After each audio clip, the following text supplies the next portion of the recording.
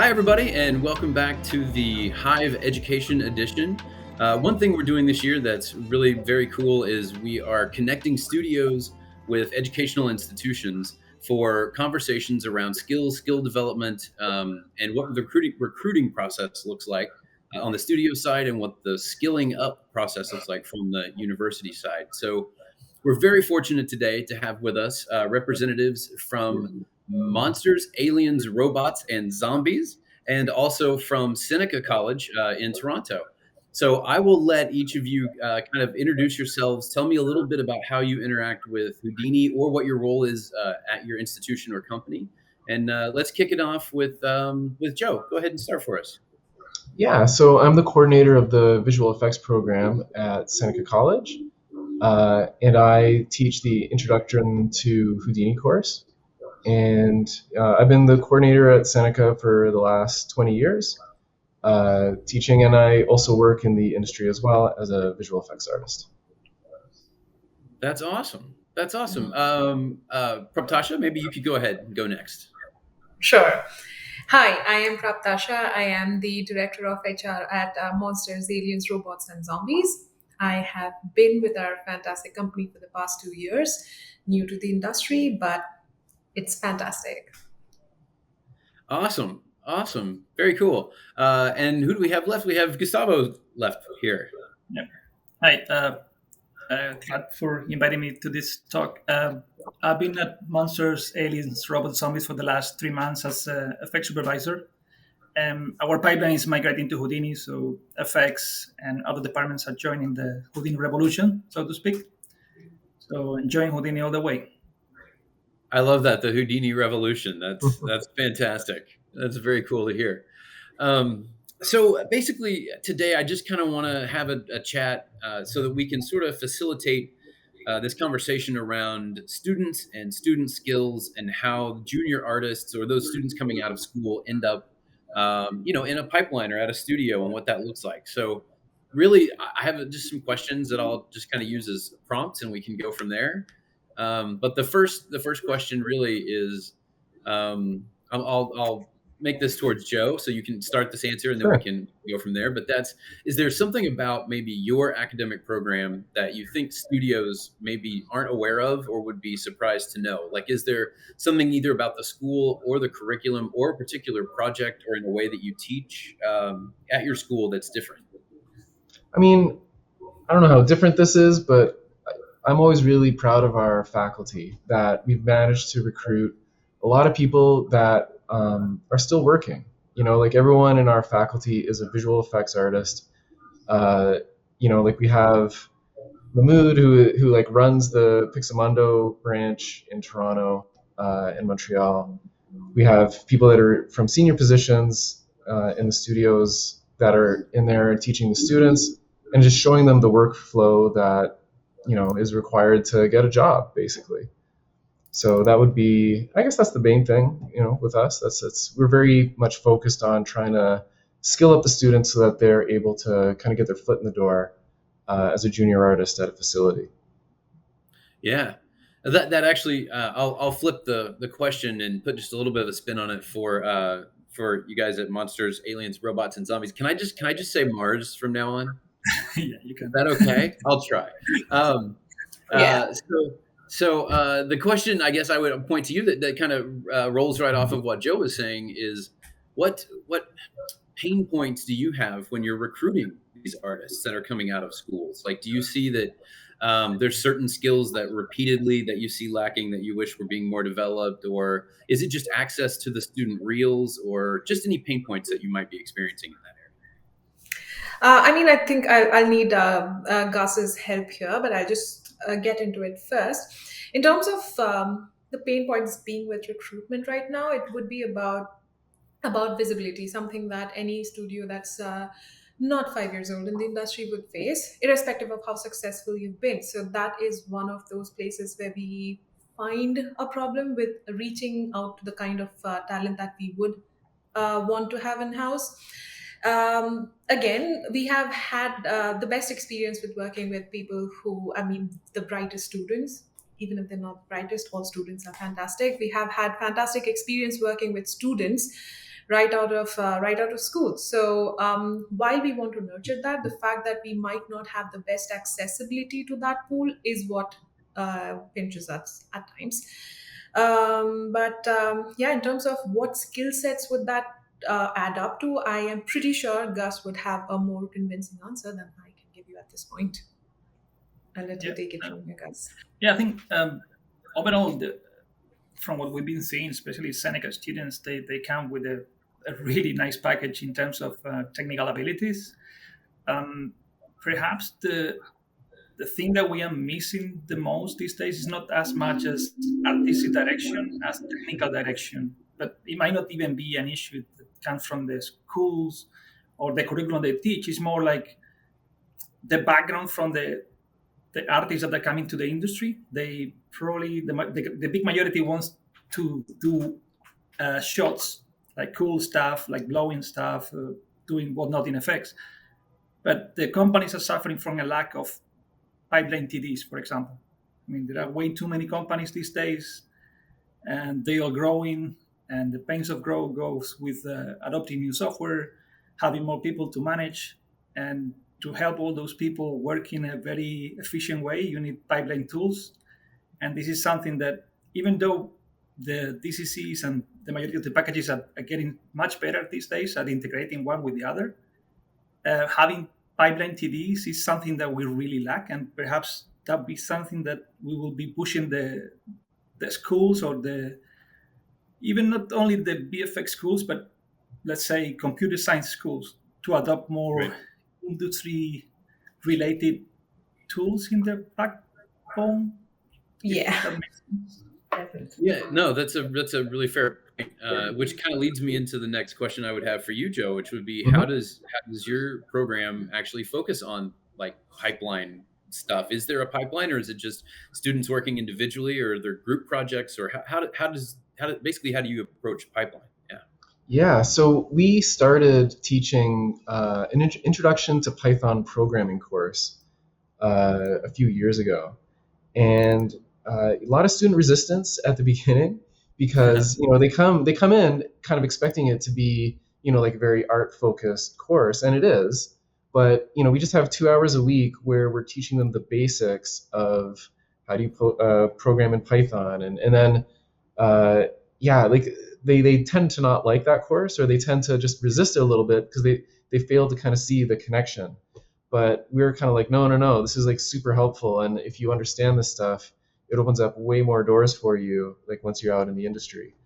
And we've had some success with it. Like a lot of people that graduate our course, they get into the more artistic roles in a company, but we've had a few that have kind of gone on to become TDs. And we look at the course and we're always evaluating how much do we go on the technical side and how much do we kind of focus on the artistic side, and what's the balance.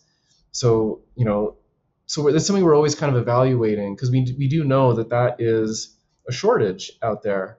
Yeah. It can just be hard sometimes if a student comes in wanting to be a compositor or an effects artist or a texture artist, and then getting them to learn about Python programming, like their head is like, whoa, what's going on? Like it's a bit Sure. outside of what they were expecting. So it's always like a fine balance where we don't want to scare people off, but we also want to make sure that they have the skills that are necessary. So we're trying to balance it out that way. So I'm curious to know, and I probably should know this, but I don't. When you have your students taking those courses, are they totally separate courses, like in the computer science division, or are No, they no. courses that you're teaching? So you're teaching Python from the perspective of a CG. Yes, yeah, absolutely. So the person who teaches it is a pipeline TD at Pixamundo, and he before that used to be a compositor, and he sort of graduated into that role, and then now he's actually like a graduate of the program, and he's come back and now he's teaching it. Yes, absolutely, from a visual effects point of view, but the first like half of the course is very much focused on like Python fundamentals. Like how do you like what is program? Like Right. it's really really basic. Like what is programming? Because a lot of people that come into the course, they have like zero background in that, and so just trying to get people to skill up with that in the time we have is it's a challenge. Sure, and that does become something to keep an eye on, right? For studios to consider too. That from schools, you only have these students for a very limited amount of time to try to skill them up Yeah, to I mean, there's become different junior level different or entry level courses. artists. Yeah, sorry, John. No, Different you're courses good. have different lengths. So our course, it's only 8 months long, and I'm trying to work, like we are working to try to expand it, but there's all this kind of process that you have to go through in order to make a course longer. But yeah, I think that's absolutely one of the challenges. And just to go back when you were talking about visibility in for your company. Uh, I would just recommend for any company to just reach out to the schools, because I can like in the last year we've had very few. Like I've had to reach out to studios to see if they would want to come in and talk or do a presentation. But if I had companies contacting me, I mean it's no problem at all for me to schedule like a 1 hour talk, especially when everything is online. It's very convenient. So yeah, so I would just recommend, if you find that that's a challenge, just reach out to the schools, because for me, like I would, if someone wants to come in and talk to the students for an hour, like as a representative of the company, be more than happy to sort of open the doors and let people come in and talk. And I would say, just from our perspective, from Side Effects perspective, we're happy to be that, like, I don't know, grease in the cog to make things kind of come together. Like, feel free to reach out to us, and then we can promote those opportunities. If you're recruiting for a junior compositor or whatever it might be, Houdini artist, let us know, and we have channels that we can connect with the professors through things Absolutely. like office hours and other things. And we're happy to let them know and say, hey, this studio in this area is looking for a particular type of student. And if you have anybody, like, so feel free to contact us, as well as reaching out directly to the schools, whichever works best. It's I like to say it's butts in chairs, right? It's having the artist in the seat working the product, and that's always what we're trying to make sure we can find those bridges and fill those gaps. But And considering oh, that we did kind of discuss that we have that limited amount of time with a student to go from maybe not having any experience in a particular area, and then within 8 months in your particular case, or other programs of shorter lengths, I would ask. So from the studio perspective, what do you think the students' best steps are after they graduate? Like, what should they be doing after they graduate to get your attention, to make sure that you know that they're there? From a student perspective, what would you suggest?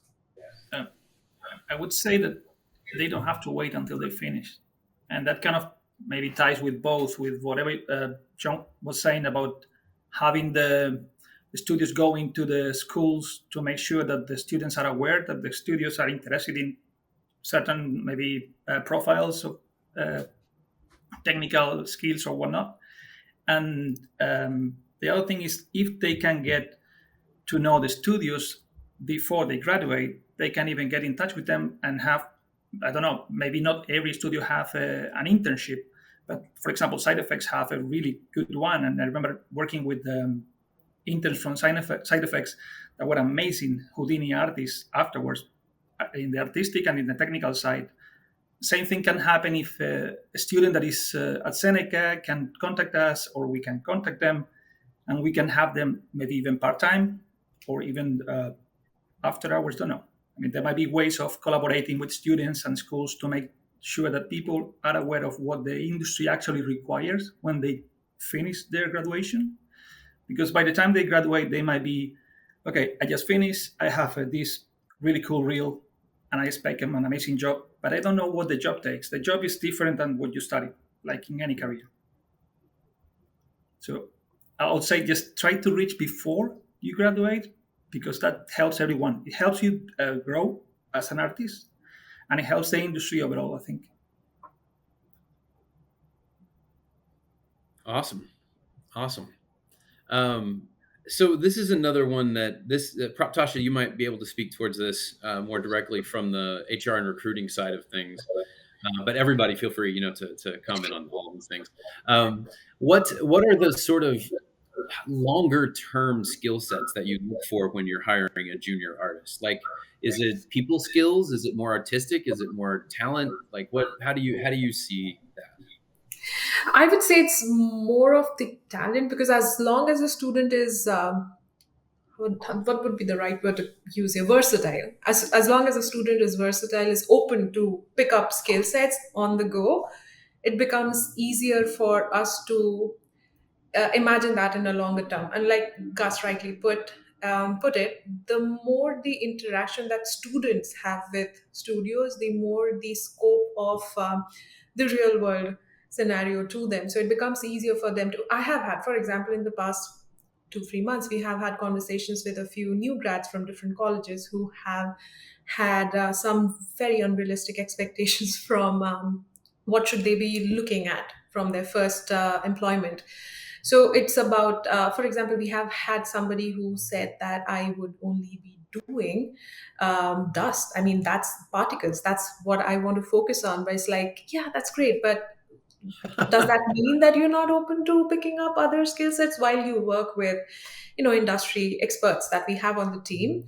So that kind of is something that would be key. Like, as long as you have an open mind, you come with your skill sets, which is the reason why you get hired in the first place. But if you are like, no, no, this is exactly what I want to do, nothing else, then that's where we are doubting what I mean our next steps about how to develop this person who we think has immense potential but is not willing to give. So Yeah, yeah.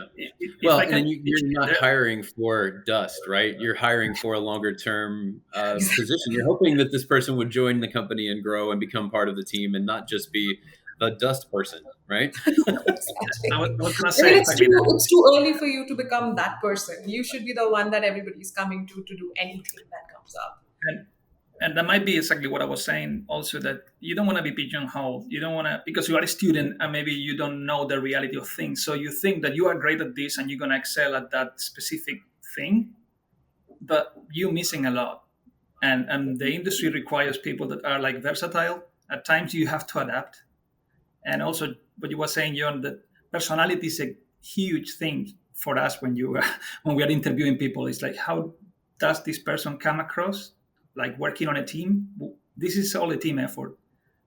You are a piece in the chain. FX is a piece in the chain. Lighting is another piece in the chain. Assets. So you have to make sure that whoever joins the company is capable of working within that team and within the company overall. So personality, the ability of working within a team, that's for me is one of the main things that I look for when I interview someone. Yeah, that's awesome. I would take that again, Joe. I'll throw this one ball in your court here, which is how do you develop those skills in students? The ability to give and take feedback and criticism in a fair way, the ability to work with somebody else and sacrifice your own idea for theirs, or give and take. How do you guys develop those skills? We really try to have the projects be like very practical examples of like, here's something that you might encounter at a studio. Here's something that, here's a problem that comes up in your day-to-day work, and like, how do you sort of tackle that? I really hope that when my students graduate, that they don't see themselves as just like visual effects artists, but they see themselves as problem solvers. That's really like, because the software is going to change.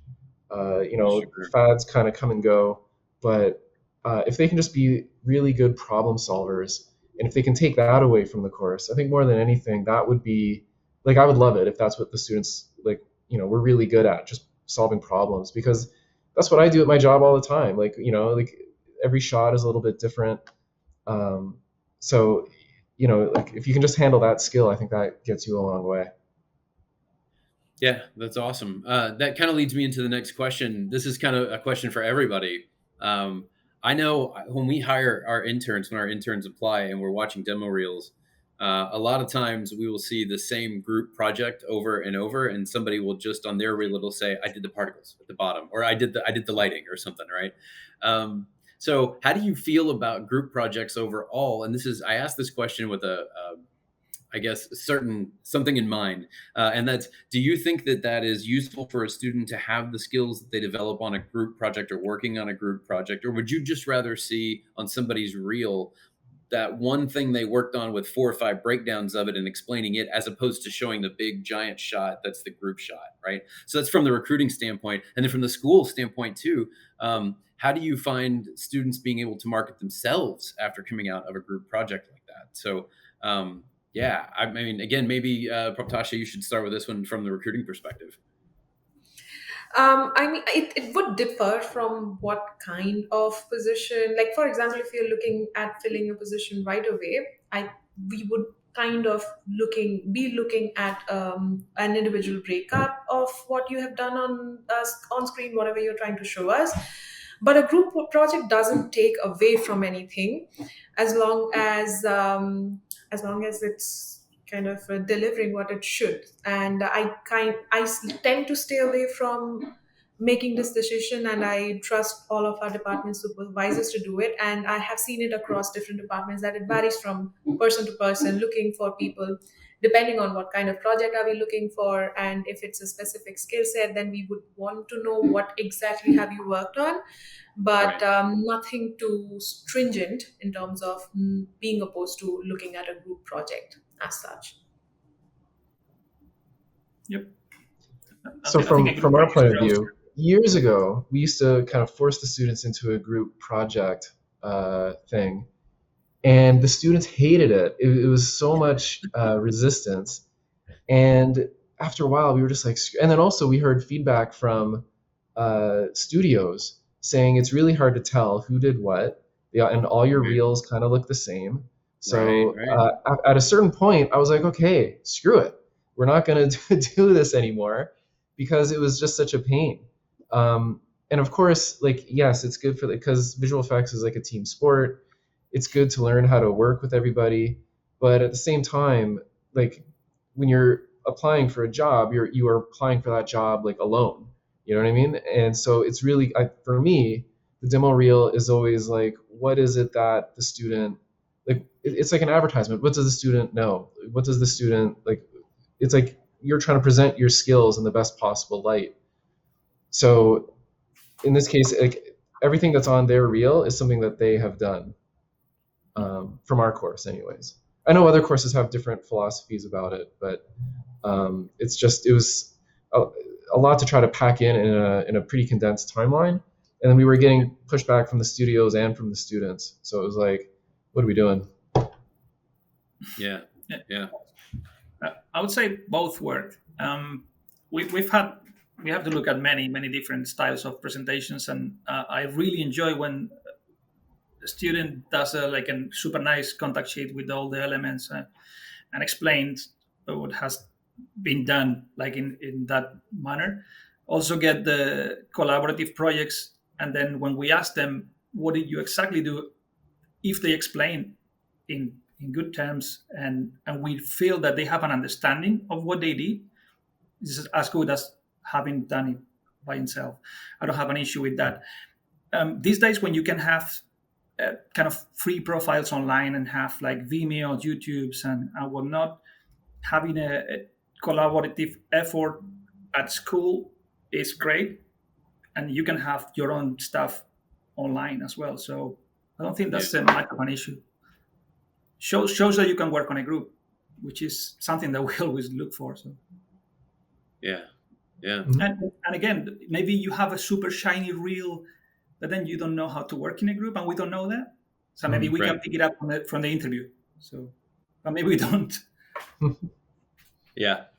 It's an interesting thing. Somebody told me a long time ago when I was an intern at Side Effects that it's all about your reel until you sit down beside somebody, and then it's all about you and has nothing to do with your reel. You know, so it's it's an interesting dilemma, really. Yeah. So you had mentioned a little bit about working remote or working with technology and platforms and things of that nature. I'm just curious how each of your institutions have handled teaching remote and where you are now, and from working remote and collaborating remotely during the pandemic and things. How's that experience been, and what maybe you have learned from that experience? Who goes first? I can go first again. Well, it has been terrific and terrible at the same time. It's been terrific because it's given us so much liberty. It's just like, what geography are you talking about? What boundaries are you talking about? And I'm really, really grateful to have the team of supervisors and leads that we have in house, because of the kind of effort that comes from them in terms of working on team efficiencies.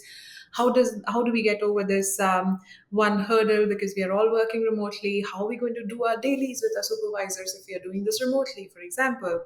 Yeah. And just getting over it. When we started working remotely, I am not going to sugarcoat the fact that we struggled for a couple of months straight. We did not know how to function at all. But between then and now, it is a completely different place. It's a completely different experience altogether. And the fact that we have the kind of support we have from the leaders in each of these departments is awesome. So we do not look at where a person is situated right now, unless that's breaking something technically for us. Like, let's say we cannot support you on our system because you're too far away, or the ping rate is going to be atrocious. But it's Right. always nice to know that right now you have the whole world at your disposal. You could work with literally anybody across the world, and you get to meet such fantastic people and have them on our team. Some of our teams are wild. I mean, some of our teams have people spread across 4 different time zones. So, I mean, I say Yeah. wild just because we are a smaller studio, and for us, that's wild. That's wild, wild. But it's been amazing. Nothing's breaking. It's all fine. It's been a learning experience. It continues to be that way. And just like hats off to all of the leaders that are making it possible. It's going on really well. Really, really well. Yeah, that's awesome. I'll let you guys jump in a second here too, but I know what you mean about time zones. At one point earlier in the year on my team, we had 2 in Toronto, 1 in France, 1 in Florida, 1 in LA, and I'm in Oklahoma. So we had literally across multiple of time zones, like 23-hour spans between trying to get stuff done. And in the end, it ended up really being beneficial for our team. Like having everybody be able to work together like that was a real bonus.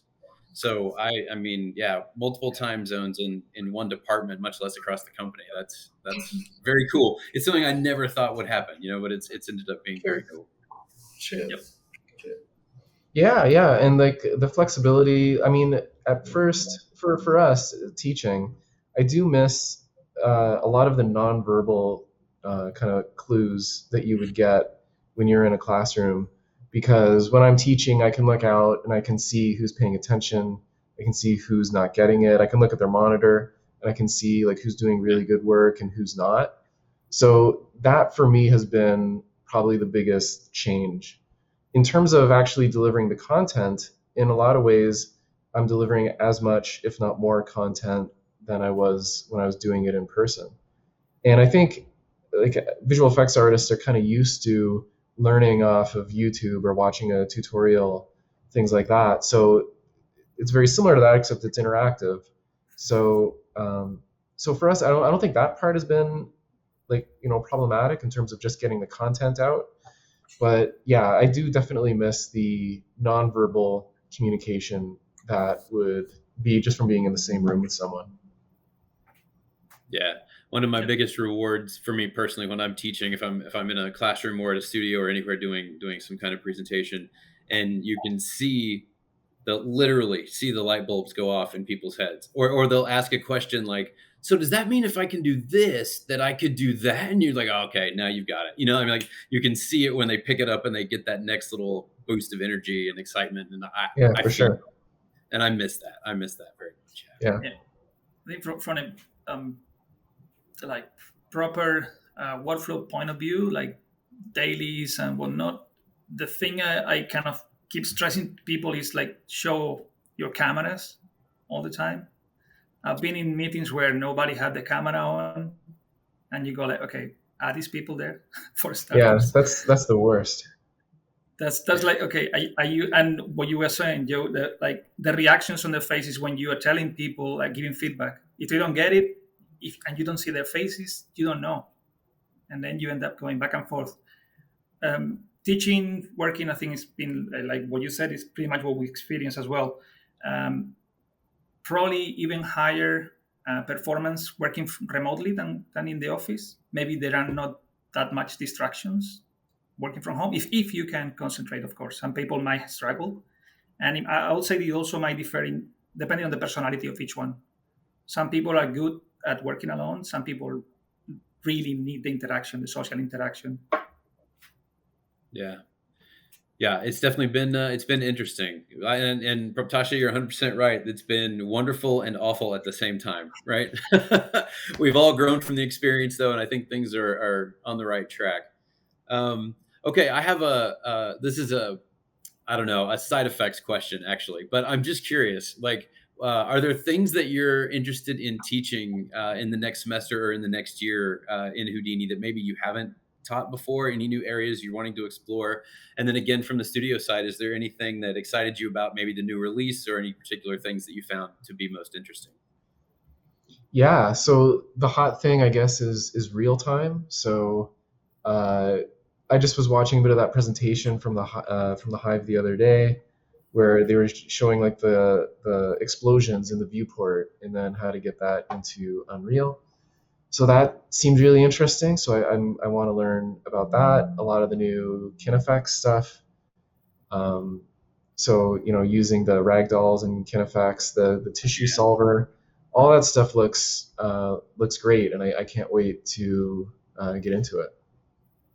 Yeah, I'm actually really glad to hear what you're saying, because it's pretty much what we had in mind too. It's like I sent a clip of someone that put online explosion in Unreal yesterday or today.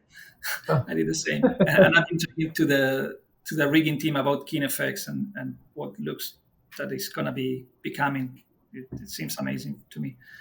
Real time, definitely. We are looking at Unreal real time workflows that can benefit us in the medium long term, to even if for effects, introducing that previous and trying to take it a step further. So as much as Houdini can like get tangled with Epic and other real-time engines, that's going to benefit the industry as overall, I think, because that's the way it's getting towards, right? Mm-hmm.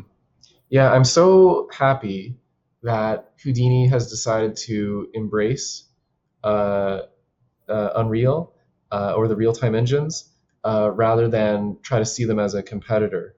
I think the two work very well together, and the fact that all these tools are coming out in Houdini that can be applied to real-time, I find just fantastic. And it makes it so that I can get up and running faster with it, so I don't have to relearn the wheel. Like, I know how to do stuff in Houdini, so the ability for me to kind of get up, build stuff in there, and then just bring it over into Unreal is very, very helpful. Just get your students to learn Python states, so they can start building like interactive stuff in the viewport. Oh yeah, for sure. See, there you go. Now I'm feeling like there was a legit connection between need and curriculum for the future right there. Like, that makes me so happy. No, that's very, very, very awesome. And I'm glad we're having a discussion about real time too. It is the future. There's no way around it. I always thought, and this has been a few years ago, and it wasn't specifically geared towards real time, but Houdini Engine, the ability to take pieces of Houdini and plug it into another piece of software to basically make Houdini a tool building tool. And then when real time started becoming the thing, it was like, oh well, yeah, we've already got that. It was, I just blew my mind. I was like, how did they know? Yeah. And I'm gay now, but I didn't know how they knew then, but they seemed to know everything. So yeah, those guys in R&D are fantastic. Mm-hmm. Well, we're kind of at time here, and I don't want to take up any more of your guys' time. I want to thank you all very, very much for being with us today, though. I really appreciate all of your input. It was a pleasure. Thank you for having us. Yeah, thank you very much. We should do more often these things. Yeah. Yes. All the side effects together. That's awesome.